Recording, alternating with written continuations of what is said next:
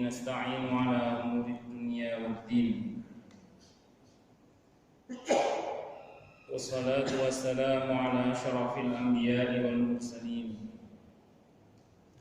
سيدنا وحبيبنا وشفيعنا وقرة أعيننا ومولانا محمد وعلى آله وأصحابه وذرياته أجمعين أما بعد أشهد أن لا إله إلا الله وأشهد أن محمدا رسول الله وأفوض أمري إلى الله إن الله بصير بالعباد حسبي الله لا إله إلا هو عليه توكلت وهو رب العرش العظيم قال الله تعالى في كتابه الكريم حكاية عن نبي الله موسى عليه السلام رب اشرح لي صدري ويسر لي أمري واحلل عقدة من لساني يفقهوا قولي. Para alim, para asatid, para asatidah, para bapak dan ibu sekalian, hafidhani wa hafidhakumullah. Wabil khusus segenap pengurus Masjid Al-Aqwam Bintara Jaya Permai yang semoga pengurusnya dan jamaahnya selalu dalam naungan rahmat, barakah, perlindungan serta bimbingan Allah Subhanahu wa taala. Amin. Pertama-tama mari kita haturkan puja dan puji syukur kita kehadirat Allah Subhanahu wa taala dengan berucap alhamdulillah. Mudah-mudahan dengan hamdalah ini nikmat dari Allah untuk kita ditambah.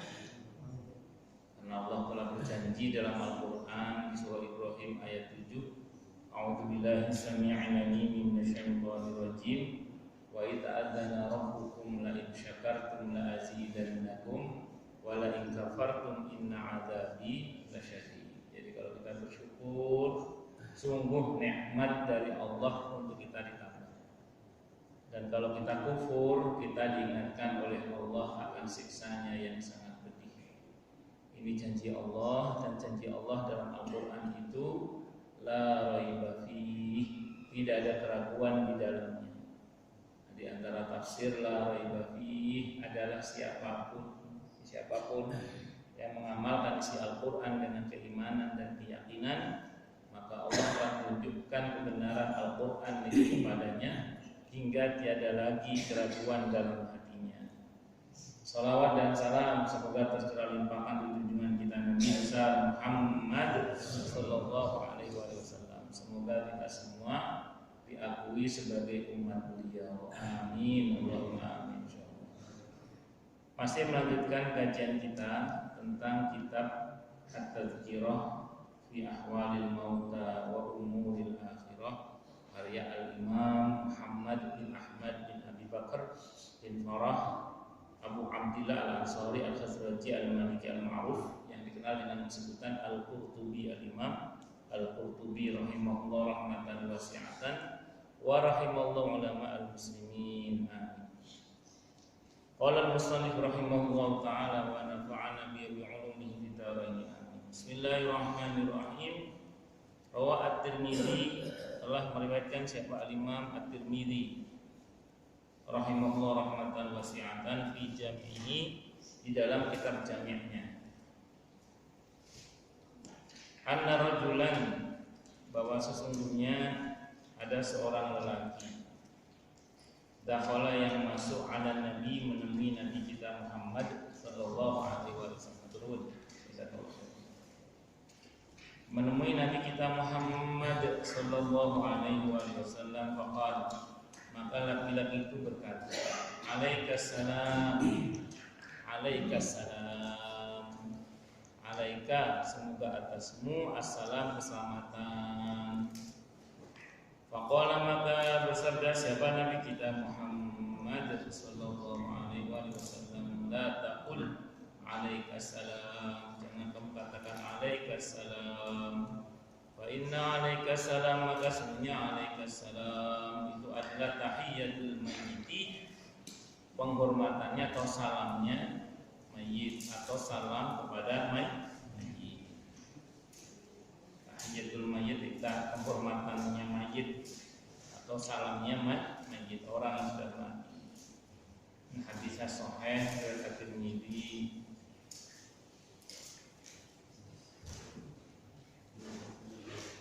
Hadis riwayat Ahmad, Abu Dawud. Kalau Abu Dawud hadis nomor 4084, At-Tirmidzi hadis nomor 2722.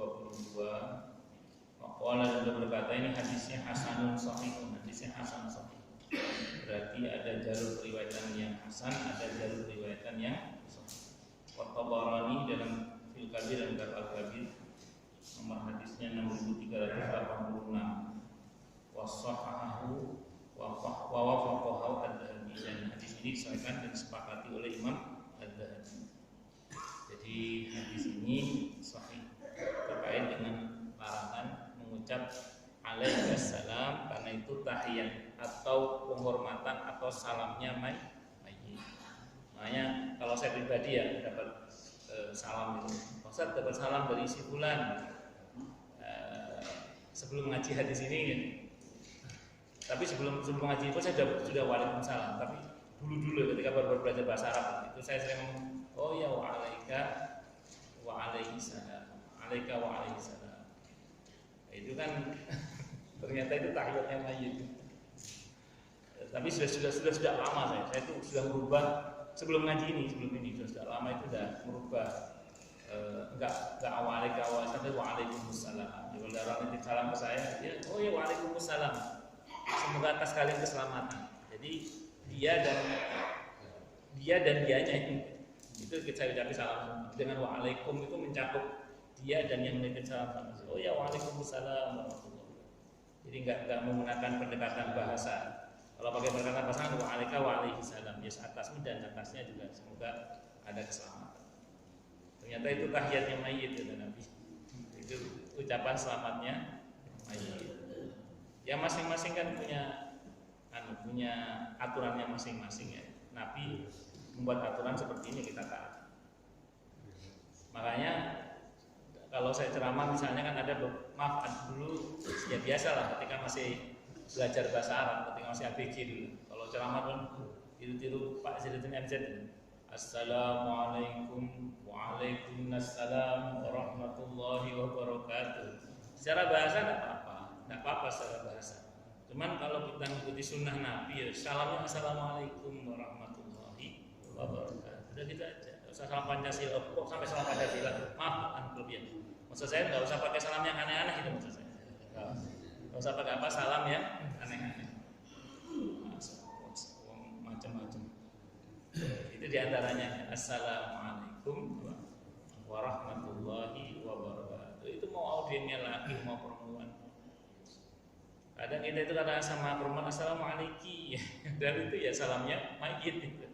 Yang betul assalamualaikum warahmatullahi wabarakatuh. Loh Ustaz, kan domirnya mukhatabahnya kan perempuan. Kenapa pakai kum dalam bahasa Arab itu? Kalau ada perempuan dikasih domir laki-laki itu pemuliaan namanya. Justru dimuliakan. Ustaz, yang kita ucap salam kan cuma satu. Tapi kita kenal bilang kum. Orang domir satu dibilang jamak itu pemuliaan dalam Islam. Jenengan kan kalau satu kan anta. Kok saya nyebut jenengan antum itu berarti pemuliaan itu, dimuliakan kita ya. Itu dalam bahasa Arab itu begitu.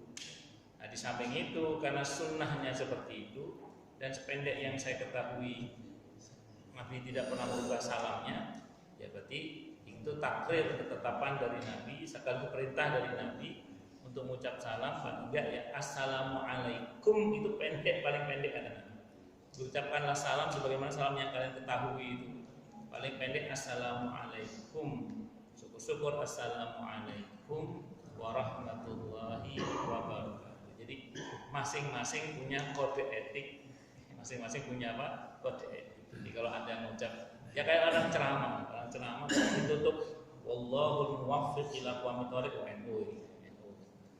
Kalau ditutup billahi taufiq wal hidayah Muhammadiyah. Kok kadang berubah-ubah berarti ini Muhammad NU. Kadang Muhammadiyah, kadang Allah. Ya, tapi enggak, itu cuma istilah saja. Tapi itu jadi kode etik. Jadi kode etik.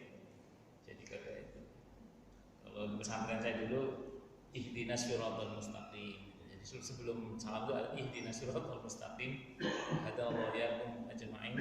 Ihdinas siratal mustaqim. Nah, itu kode etik saja sih. Kode etik saja. Ya ada yang manggil sahabat, ada yang manggil rekan, itu kan juga sama. Itu apa namanya? Kode etik saja. Tapi ini karena yang membuat aturan Nabi punya nilai pahala. Kenapa? Karena ittiba' mengikuti sunnah Nabi itu berpahala. Saya kira itu ya. Allah. Jadi besok-besok kalau mengucap salam walaupun pada seseorang ya assalam. Jangan mentang-mentang baru belajar bahasa Arab, baru belajar dhamir. Kalau saya terus terang dulu ketika awal-awal belajar bahasa Arab masih ya SD atau SMP lah dulu itu karena awal-awal belajar bahasa Arab kemarau gitu. Assalamualaikum, ada itu tahiyatnya mayit. Kalau ceramah assalamualaikum waalaikumsalam gitu. Itu zaman saya masih SMP lah. Kemarau bahasa Arab, Tidak apa-apa, bagus bahasa Arab, bagus bahasa saya. Tapi kalau kemarau jangan sampai melanggar syariat. Walaupun ketentuan syariatnya bukan berarti haram ya, karena tidak semua larangan dari Nabi itu nilainya haram. Cuman mengikuti sunnahnya pasti lebih baik. Mengikuti sunnahnya pasti lebih baik. Allah Akbar. Wal yatihi min tilqa'i wajhihi. Maka dan hendaklah orang yang ziarah kubur itu mendatangi kuburan itu min tilqa'i wajhihi, dari arah wajahnya. Maksudnya dari menghadap ke arah wajahnya gitu. Jadi jangan membelakangi kuburan kalau bahasa kita. Jadi kalau kita ziarah kubur jangan membelakangi kuburan, tapi dari arah wajahnya. Jadi menghadapkan wajahnya arah kuburan itu. Fi ziyarati, dalam menziarahi orang yang di kuburan. Kamu khotabatihi hayyan, seperti dia mengajak dia bicara, seperti halnya kalau dia berbicara dengannya saat masih hidup. Jadi kalau ziarah kubur ke kubur seseorang, itu kita hadapkan wajah kita ke arahnya. Dan seperti halnya ketika kita bicara sama yang bersangkutan ketika masih hidup. Kemarin sudah saya sampaikan ya, kalau merujuk kepada apa yang dicontohkan oleh Nabi kita Muhammad SAW, sependek yang saya baca dan sependek yang saya ketahui, itu Nabi kalau ziarah kubur memperlakukan ahli kubur itu sebagai pihak kedua yang hadir. Saya ulang, Nabi memperlakukan ahli kubur itu di kuburannya itu sebagai pihak kedua yang hadir, bukan sebagai pihak ketiga yang gaib. Kan kalau dhamir itu dalam bahasa Arab itu ada yang dhamir mukhatab, ada dhamir itu yang gaib, jadi yang tidak hadir.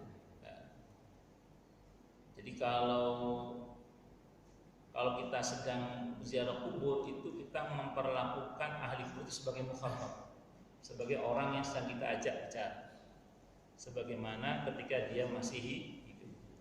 Nah, saya sering sampaikan kalau Anda nggak percaya, yaitu kalau ziarah baqi itu wedi tulisannya pakai bahasa Arab, diterjemahkan pakai bahasa Inggris, diterjemah pakai bahasa Urdu, terus bahasa Indonesia. Sudah dibuka belum Pak Saldi?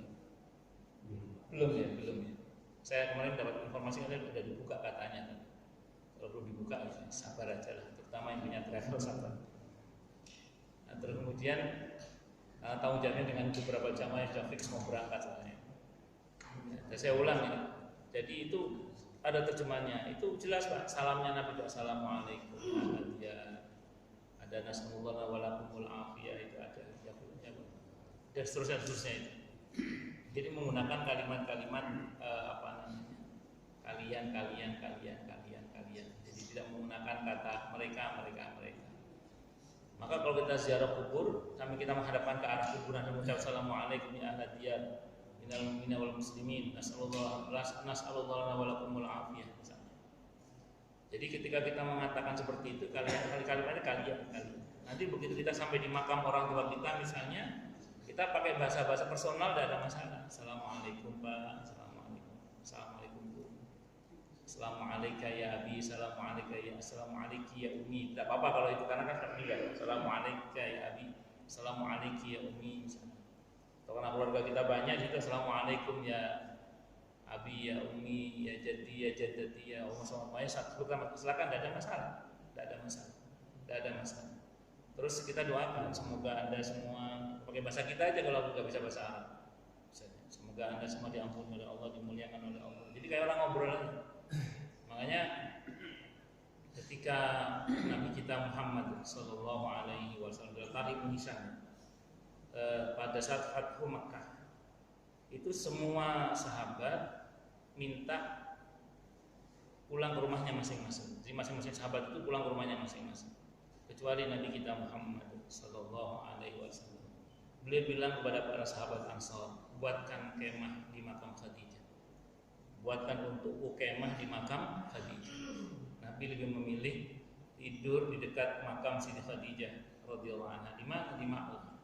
Nah, beliau lebih suka tidur di makam Siti Khadijah radhiyallahu anha di Ma'un. Dibuatkan tenda di situ. Dalam tarikh itu diceritakan bagaimana Nabi hampir tiap malam lah kalau lagi sedang berada di situ di kuburan istrinya. Seperti orang ngobrol, dia berkata, "Sadaqti ya Khadijah, kamu benar wahai Khadijah. Sadaqti ya Khadijah, kamu benar wahai Khadijah." Dia cerita kayak mengenang masa percintaannya di masa apa?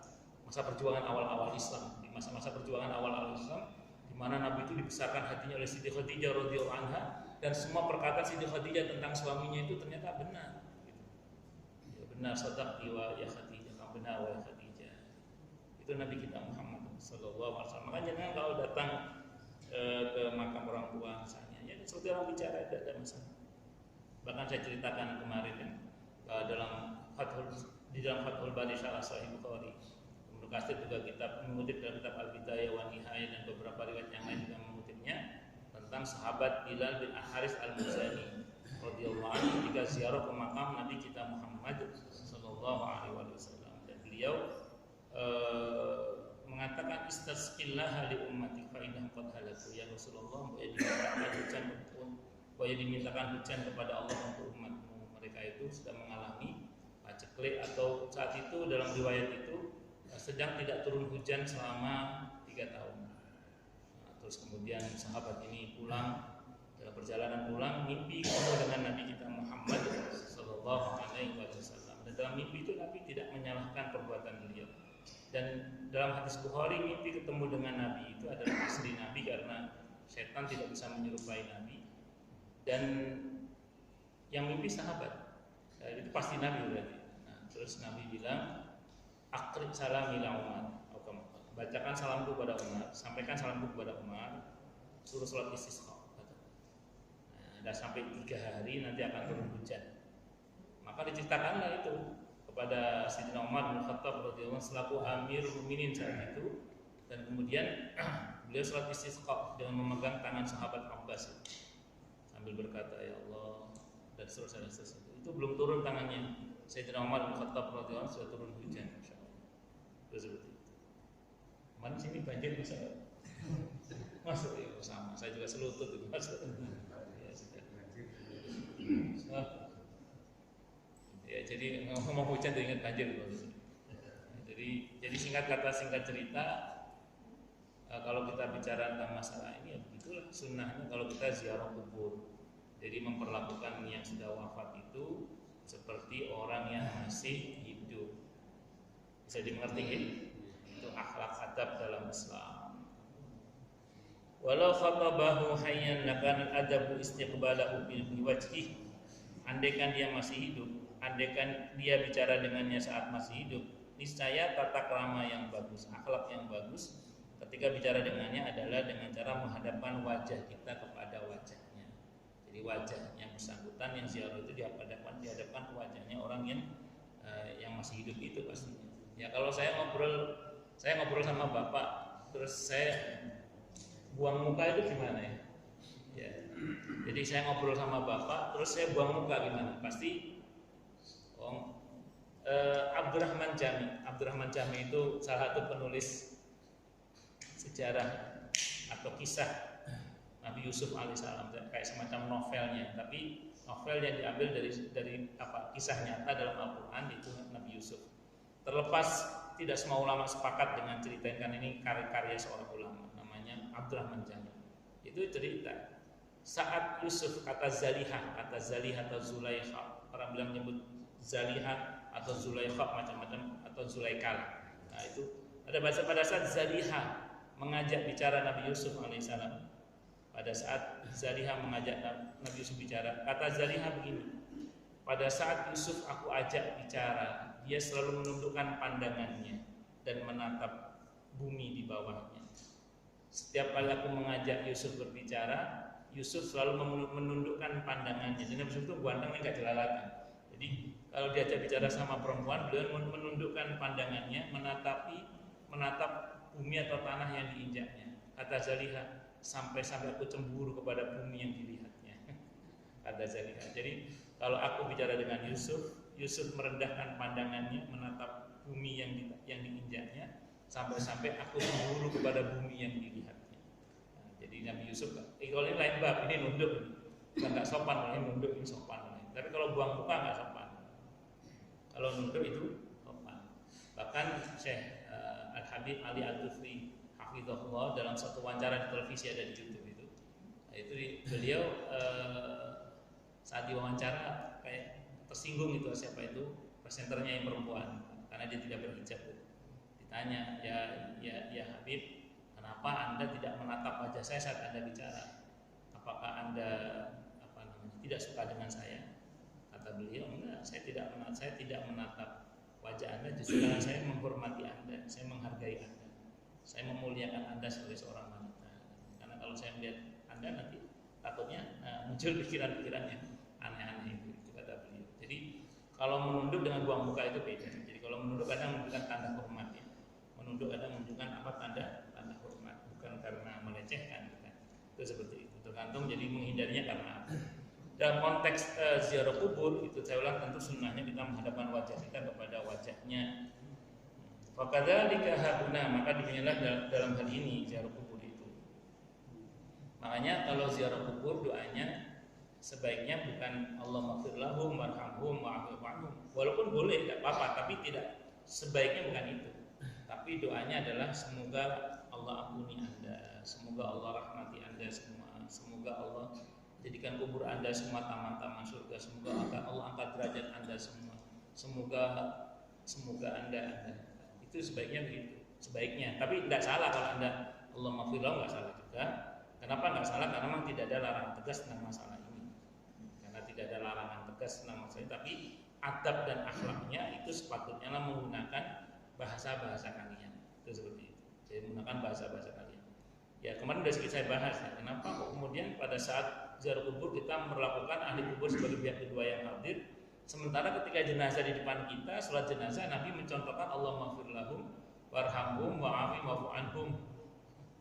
Kan seperti itu. Jadi pada saat jenazah di depan kita sholat itu loh. Kenapa kok malah Allahumma ighfir lahum warhamhum wa'fu, tapi sementara kalau kita sedang ziarah kubur itu kok menggunakan kata kalian. Nah, kalau kita merujuk kepada hadis sahih riwayat Ahmad, Abu Dawud, Ibnu Majah, kata Syekh Albani rahimahullah rahmatan wasi'ah, hadisnya sahih dari semua jalur periwayatan dari beliau. Itu beliau mengatakan, di situ sebutkan bahwa ketika roh itu sudah keluar dari badannya, itu roh itu kan sedang mengadakan perjalanan sampai arsh, hingga arsh. Nah, lagi mengadakan perjalanan kan. Kalau roh yang baik, kalau roh yang jahat ya dibanting ke sijil. Nah, itu dalam perjalanan, berarti rohnya itu sedang tidak berada di situ.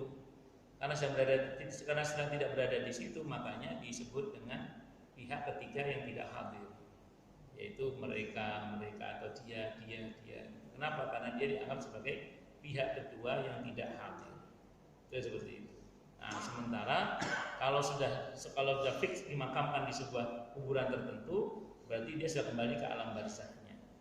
Nah, kalau sudah kembali ke alam barzahnya, maka menziarahi kuburnya, walaupun kuburan sama alam kubur itu beda ya.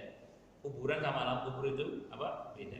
Nah, tapi karena kita diperintah oleh Nabi menziarahi kuburnya dengan redaksi kalian, kalau merujuk pada hadis yang itu, ya berarti memang yang bersangkutan sudah menjadi penghuni alam barzah pada saat itu. Dan Dan saat itulah kemudian kita menggunakan redaksi kalian dan begitu seterusnya. Wallahu a'lam bishawab. Fakadzalika hauna summa ya'tabir, kemudian adalah orang yang ziarah kubur itu mengambil pelajaran iman soro tahta turabi, dengan orang yang berada di bawah tanah itu, dalam artian sudah dimakamkan di situ orang yang meninggal itu. Jadi di antara hikmah ziarah kubur itu adalah kita mengambil pelajaran dari orang yang sudah mati itu.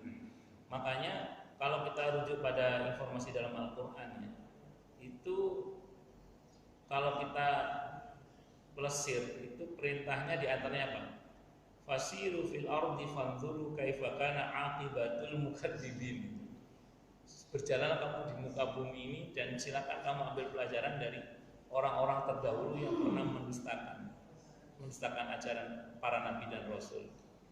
Maka kalau ditanya orang, boleh nggak usah saya misalnya ke Mesir untuk ke kuburannya Fir'aun atau ke muminya Fir'aun? Kalau nanya saya saja boleh. Kenapa boleh? Ya, ayatnya tadi itu kita disuruh ngambil pelajaran bahkan dari orang-orang yang mendustakan. Tentu kalau kita datang ke makamnya orang-orang yang soleh, seperti kalau kita datang ke Raudhah, ke Baqi, ke Ma'lan misalnya, itu ada banyak makam-makam para sahabat Nabi kita Muhammad sallallahu alaihi wasallam. Sebagian ummahatul mukminin, sebagian adalah putri-putri Nabi kita Muhammad sallallahu alaihi wasallam dan Nabi kita sendiri yaitu Nabi Muhammad sallallahu alaihi wasallam. Maka di situ kita juga mengambil pelajaran dari kebaikan-kebaikan mereka. Tapi ketika kita datang ke kuburan orang yang jahat, kita juga mengambil pelajaran dari akibat kejahatan mereka. Bagaimana Fir'aun yang dulu kata Quran dil autat itu yang punya pasukan besar, ujungnya yang mati juga. Sombong sampai mengaku sebagai Tuhan, ujungnya yang mati juga. Bagaimana kemudian Namrud misalnya, bagaimana kemudian Jalut misalnya, bagaimana kemudian kaum Ad, kaum Samud, Korun, itu semuanya mati. Padahal mereka ini dulu orang-orang yang luar biasa, orang-orang yang luar biasa. Allah, itu saya disuruh ngambil pelajaran, Allah.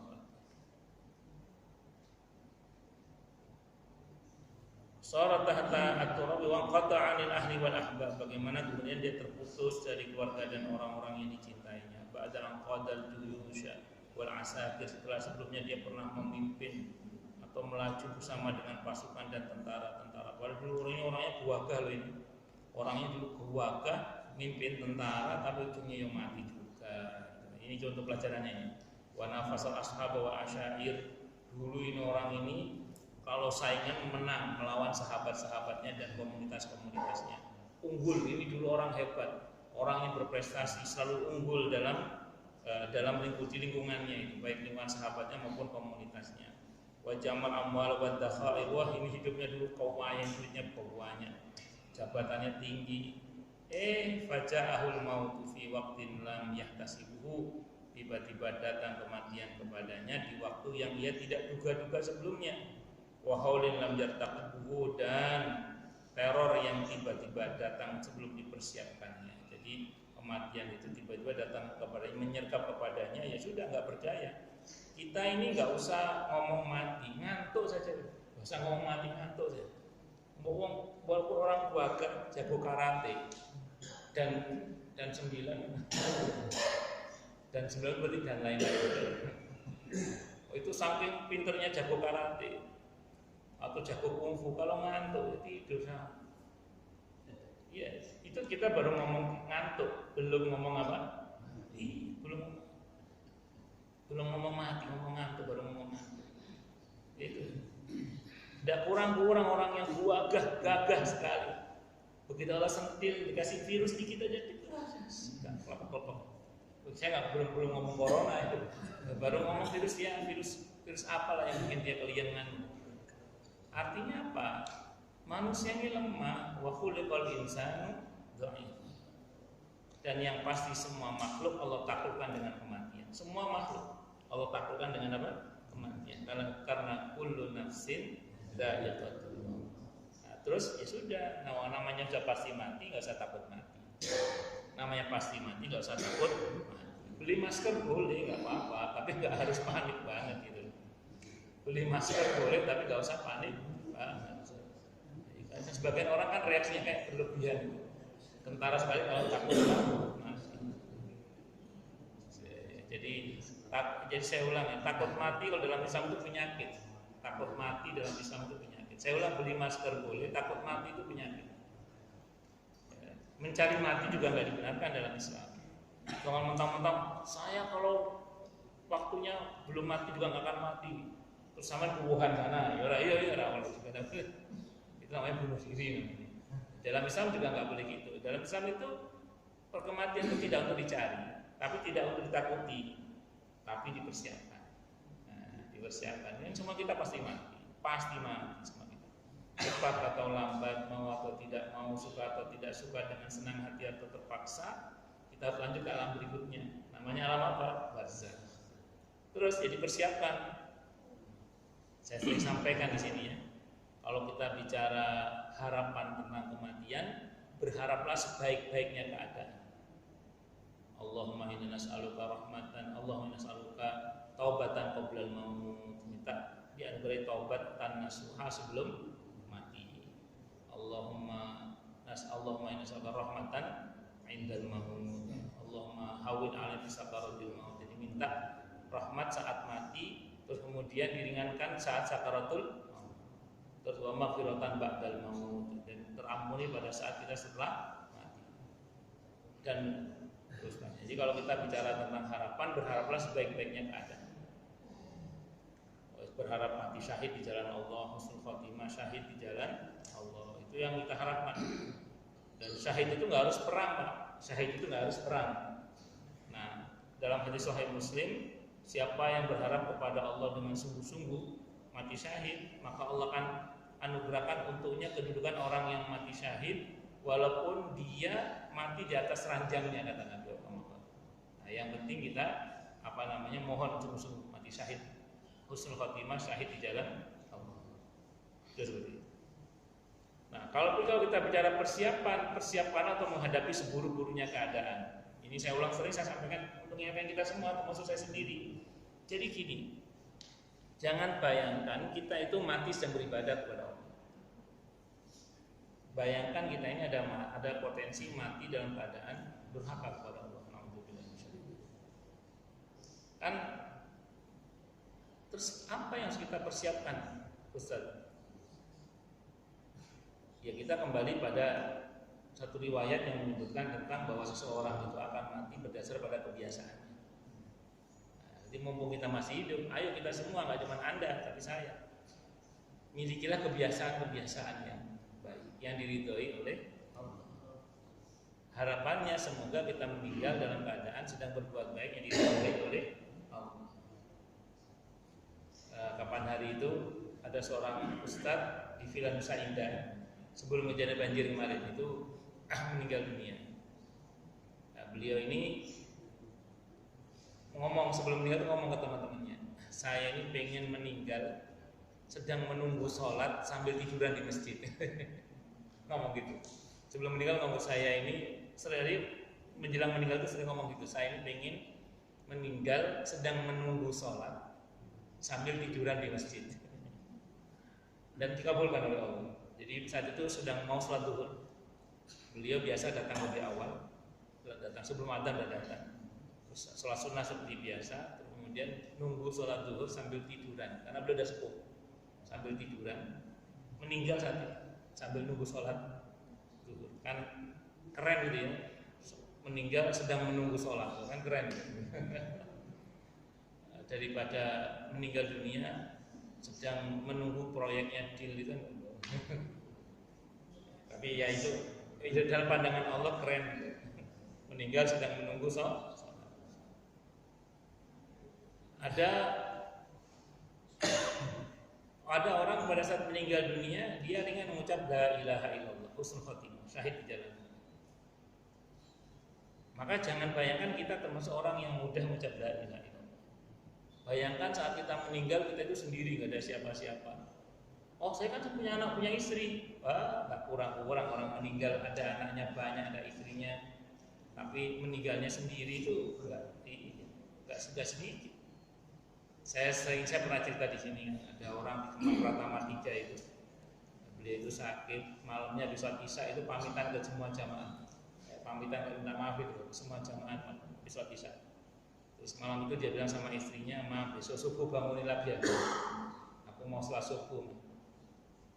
Begitu waktunya subuh dibangunin, ternyata udah meninggal dunia. Berarti kan sendirian, berarti di rumah itu ada anaknya, ada pembantunya, ada istrinya. Ya baguslah niatnya besok mau sholat subuh. Niat artinya belum tidur dalam keadaan sudah berniat besok ingin sholat subuh berjamaah di masjid. Masya Allah, Masya Allah.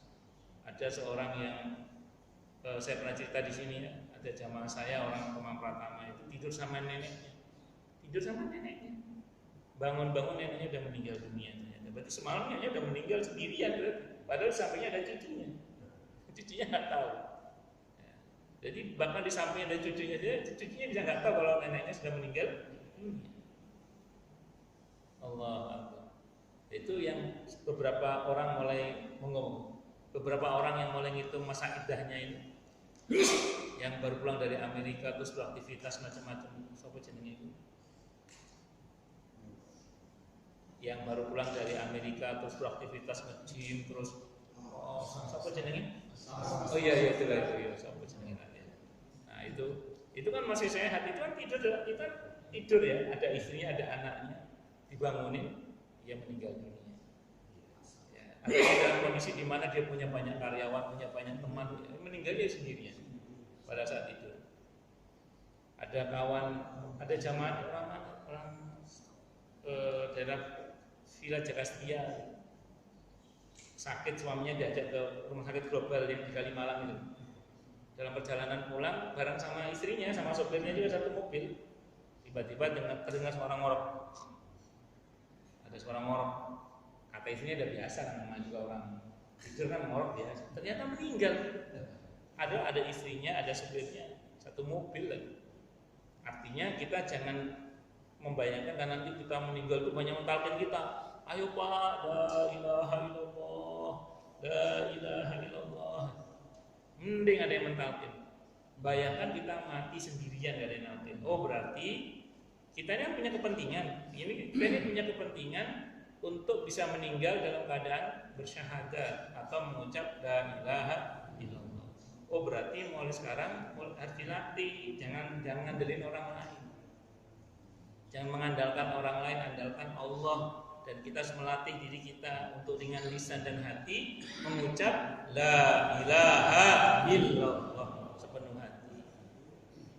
Itu makanya jangan remehkan lisan, zikir dengan lisan dan hati untuk mengucap apa? La ilaha illallah. Itu seperti itu. Maka jangan bayangkan juga nanti sepeninggal kita, anak-anak kita punya kesadaran mendoakan kita. Anak-anak kita punya kesadaran menginvestasikan harta kita di jalan Allah sehingga kita dapat pahala yang terus mengalir. Jangan bayangkan begitu. Bayangkan anak-anak kita nggak ngerti, nggak paham bahwa dia harus mendoakan orang tuanya. Bayangkan anak-anak kita itu nggak punya pikiran sama sekali untuk menginvestasikan harta orang tuanya di jalan Allah. Bawaannya senang-senang aja.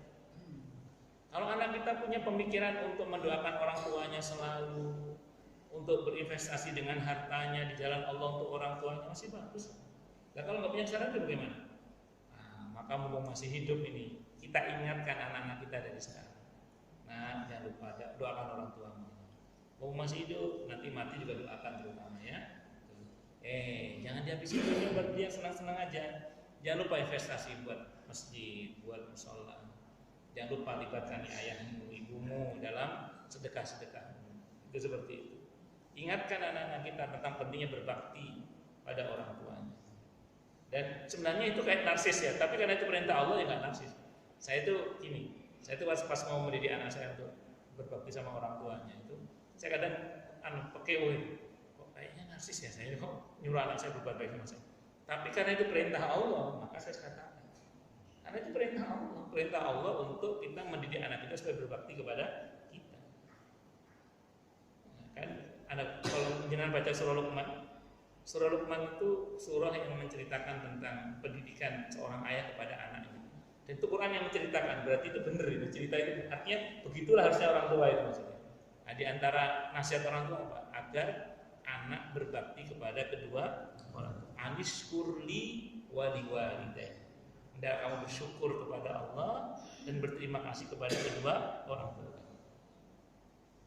Ya tadi, jangan bayangkan anak kita itu rajin mendoakan kita gitu. Jangan bayangkan anak kita itu mau bersedekah atas nama kita. Bayangkan kalau mereka itu hanya foya-foya saja. Nauzubillah min dzalik. Maka saya ulang, mumpung masih hidup. Nah, kita ingatkan anak-anak kita, Jom, jangan lupa berbakti sama orang tua. Ingat Jom ya, nanti kalau bapak itu mati, sedekah ya atas nama orang tua. Ini, nah itu sampaikan aja gitu. Dan begitu seterusnya. Lanjut. Fal yata'ammal az-zairu halaman madha min ikhwanihi. Maka adalah orang yang ziarah tadi itu mikir ngangen-ngangen. Orang yang bersedekah ngangen-ngangen halaman madha min ikhwanihi, tentang keadaan saudaranya yang telah mendahulinya itu. Wa daraja min aqranihi, dan beberapa saudaranya yang telah naik menghadap kepada Allah Subhanahu wa taala, dari kawan-kawannya atau dari teman-temannya yang telah menghadap kepada Allah Subhanahu wa taala.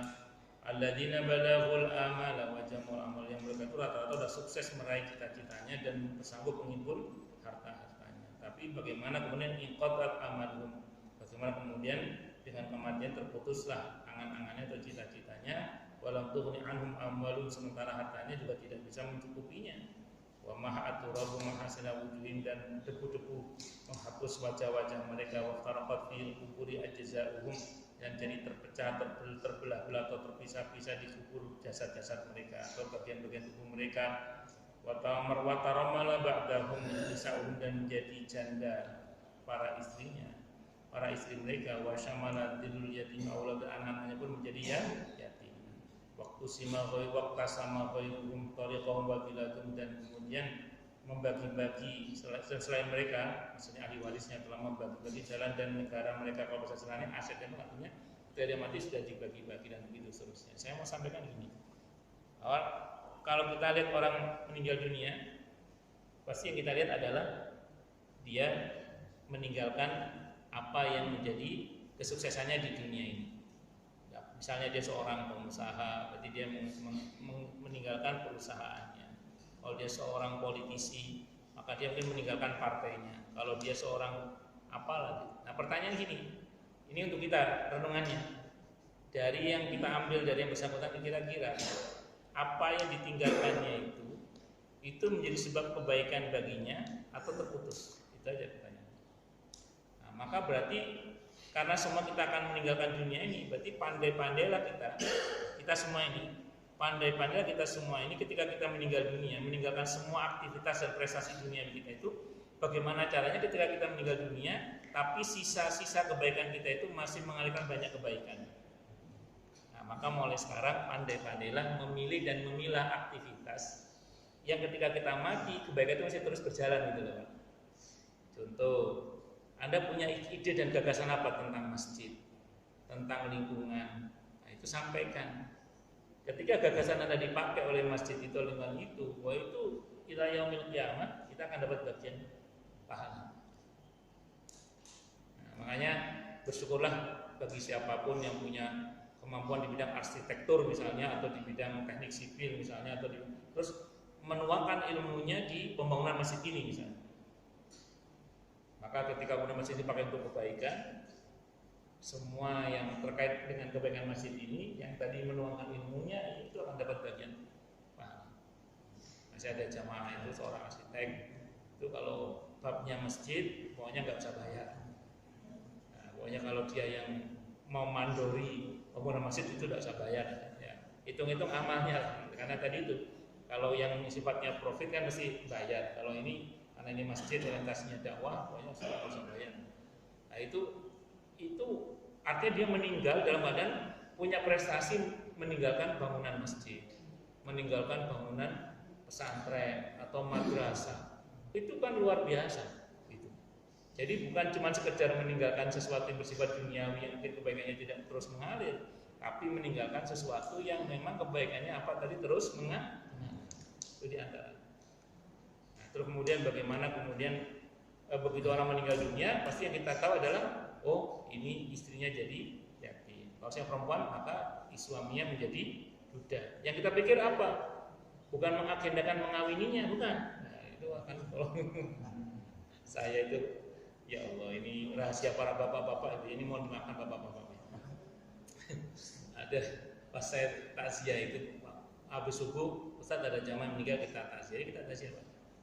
Istrinya ada di situ, istrinya ya namanya istri kan nangis ya. Masih muda istrinya.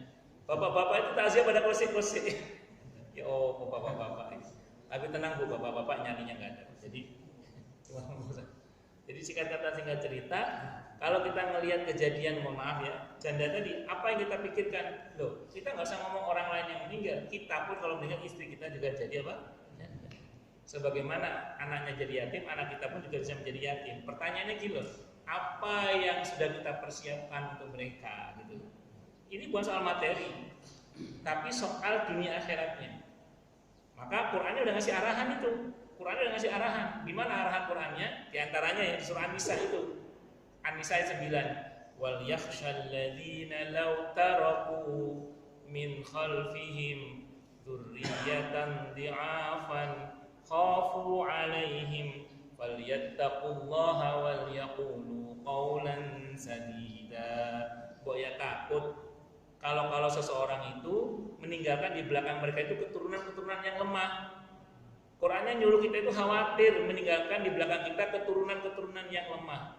Saya ini beberapa kali, tidak hanya sekali dua kali, beberapa kali ketemu dengan beberapa keluarga yang semasa hidup suaminya itu bukan cuma orang kaya, orang kaya, bukan kaya, kaya. Betul. Ini saya ketemu beberapa orang. Tapi seiring dengan meninggalnya suaminya, salah kelola harta atau salah bagaimana, Masya Allah bukan hanya miskin, bahkan rumah pun nggak punya. Bukan hanya miskin, bahkan rumah pun nggak punya. Saya hari Kamis kemarin itu ketemu dengan seseorang yang semasa hidupnya itu pokoknya dia orang yang cukup punya nama di perusahaan ternama di Jawa Timur, di Gresik, dan nggak sebut nama perusahaannya. Oh itu kayak dulu cerita ini soke sak sugi ini wong kok. Tapi kalau Allah berkehendak jatuh sejatuh. Ketika kaya dulu nggak kepikir bisa melarat kamu, nggak kepikir. Tapi kalau Allah berkehendak nggak ada yang sulit. Nggak ada yang sulit. Makanya saya ulang, Qurannya nyuruh, ya khawatir kamu itu. Kalau kamu itu meninggalkan di belakang kamu itu keturunan yang lemah ilmu, lemah iman, lemah ekonomi, lemah syahwat, itu semua macam-macam lah pokoknya. Lemah apa? Macam-macam. Nah supaya itu, supaya nggak lemah, ya ini kata tambah aja deh. Supaya nggak lemah kata Allah, fal yattaqullaha wal yaqulu qawlan sadida. Itu Quran yang bilang. Bahwa ia bertakwa kepada Allah dan berkata yang baik, yang jujur, yang benar.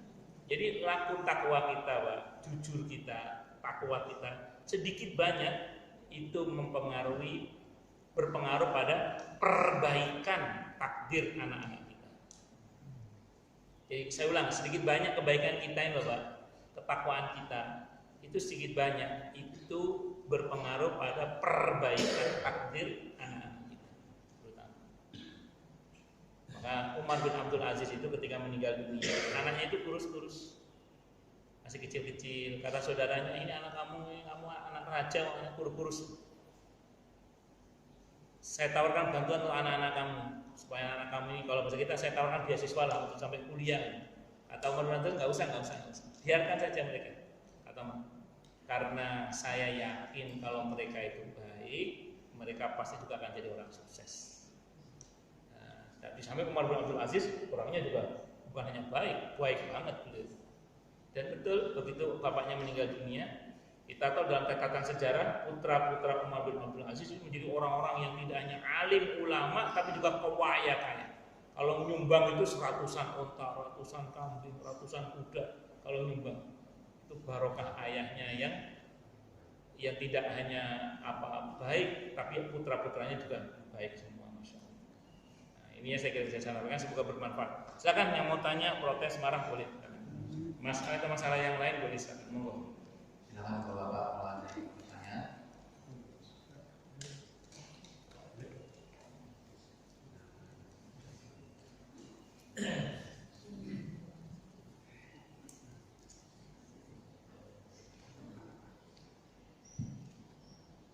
Bismillahirrahmanirrahim. Assalamualaikum warahmatullahi wabarakatuh. Waalaikumsalam. Sebelum saya bertanya, saya ingin menyampaikan karena yang dibicarakan Pak Ustaz ini soal kematian. Saya baru merasakan istri saya meninggal pada hari Selasa yang lalu. Jadi masih dalam berkesan di dalam hati saya. Dan saya pada kesempatan ini mohon maaf menyampaikan terima kasih sebesar-besarnya atas perhatian, bantuan dan simpati pada jemaah. Dan saya kesempatan ini juga mohon maaf seandainya kesalahan istri saya selama bergaul di sini saya terutama. Yang ingin saya tanyakan pada Pak Ustaz, yang pertama, apakah ada doa khusus kepada istri kita kalau beliau sudah meninggal? Seperti doa kepada orang tua yang sebagaimana kita ketahui bersama, untuk beliau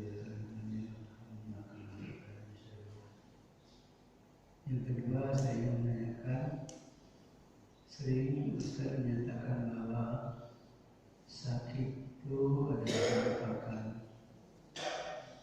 pengurangan dosa di dalam kehidupan. Apakah yang mana yang lebih baik? Orang meninggal itu lebih baik sakit dulu, atau yang meninggalnya itu dalam keadaan sehat langsung meninggal?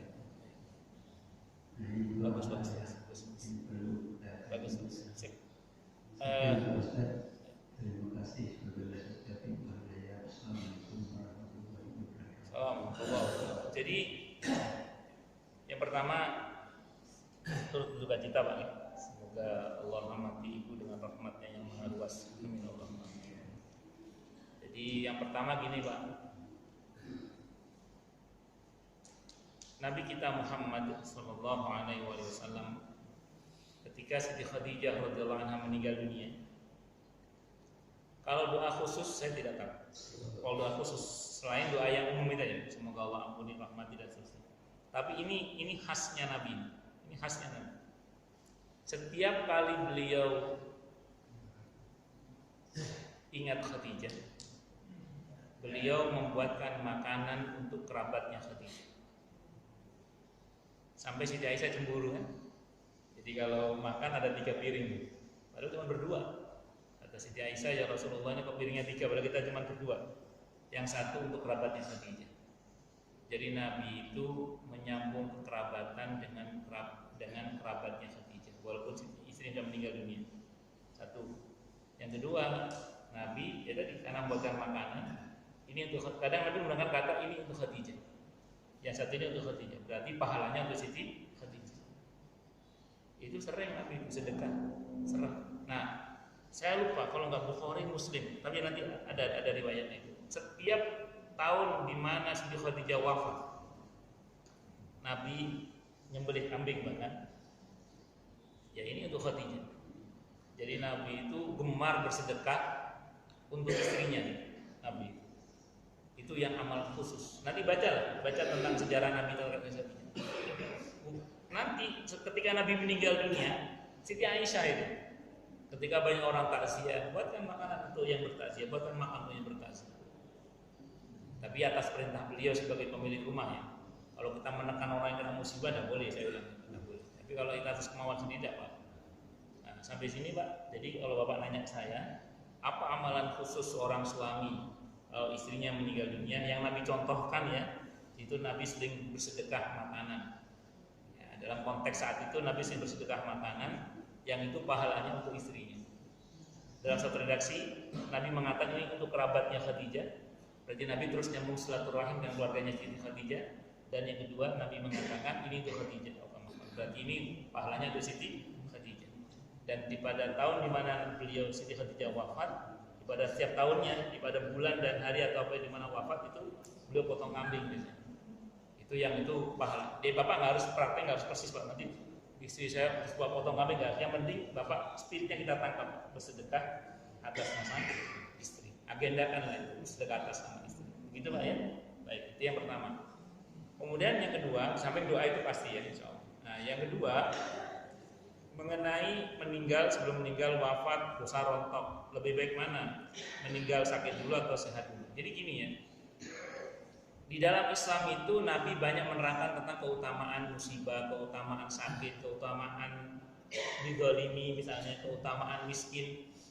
Tapi apa kata para ulama pensyarah hadis? Tapi tetap tidak boleh kita minta musibah, tidak boleh. Tidak boleh minta sakit, tidak boleh. Tidak boleh minta sedih, tidak boleh. Tetap kita mintanya sebagaimana diminta. Apa? Minta kebaikan, kesehatan, minta kesejahteraan dan seterusnya. Lanjutannya. Sabar itu memang merontokkan dosa. Tapi syukur juga tidak kalah dahsyatnya dalam merontokkan dosa. Saya ulang ya. Sabar itu memang merontokkan dosa. Tapi bersyukur itu tidak kalah dahsyatnya dalam merontokkan dosa. Dalilnya mana? Surah Hud ayat 114. Innal hasanati yudhibnas sayyi'at dzalika dzikra lidzakirin. Sesungguhnya kebaikan-kebaikan itu bisa menghapus keburukan-keburukan. Itu pelajaran bagi yang mau pelajaran. Pada saat kita bersyukur kita berbuat baik, saat itu juga dosa kita terhapus. Bapak sehat sampai hari tua, alhamdulillah. Sehatnya bapak di hari tua sampai mengucap alhamdulillah itu merontokkan dosa. Itu seperti itu. Jadi tidak hanya sabar yang merontokkan dosa, syukur pun juga merontokkan dosa. Jadi kalau bapak nanya saya, maka mana yang lebih baik?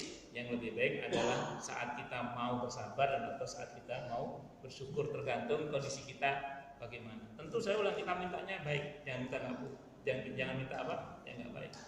Allahumma inna nas'aluka salamatan fid din wa afiatan fil jasad dan seterusnya. Saya kira itu Pak. Wallahu a'lam. Karena ada juga jamaah nanya ke saya, Ustaz saya lagi sakit nih, yang betul sabar atau berobat? Saya jawab dua-duanya. Ya, karena Nabi dua-duanya. Nabi itu ya sabar, Nabi yang bekam, Nabi yang minum habatus sauda, Nabi yang minum madu. Berarti semuanya. Ada lagi yang lain?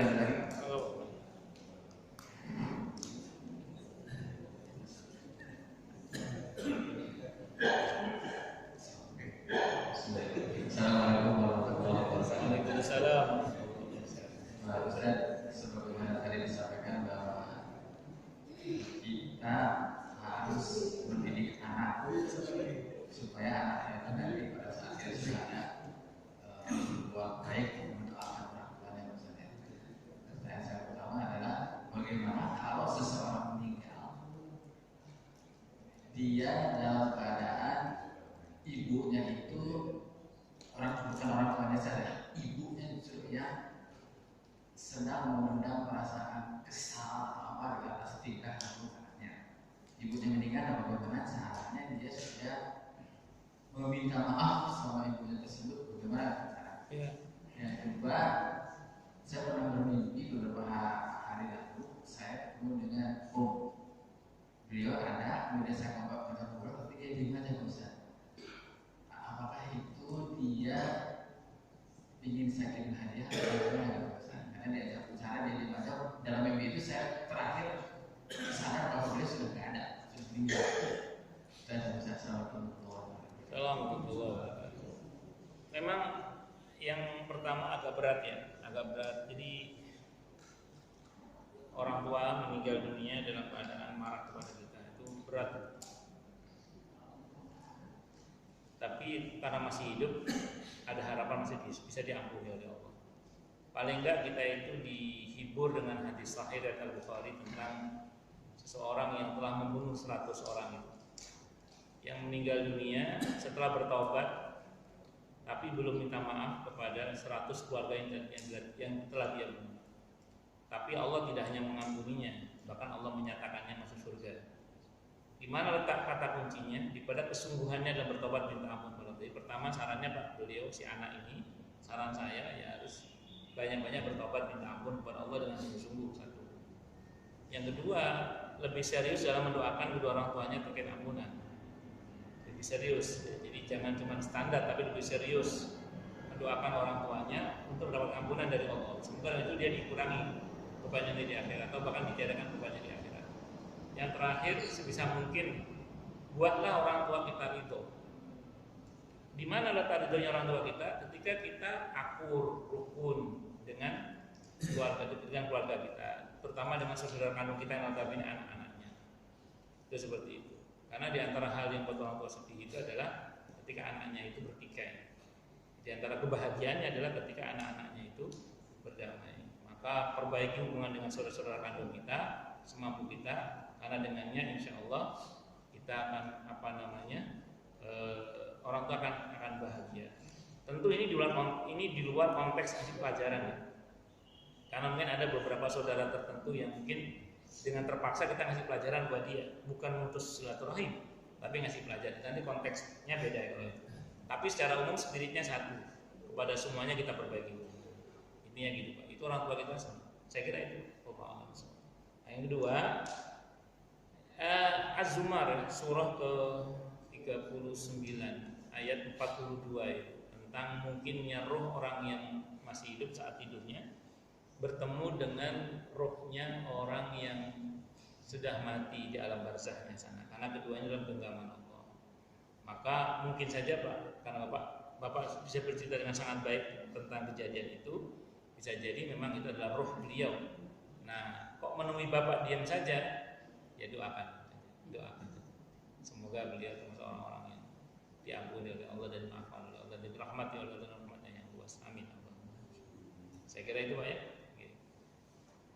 Kalau ketemu istri dapat, belum?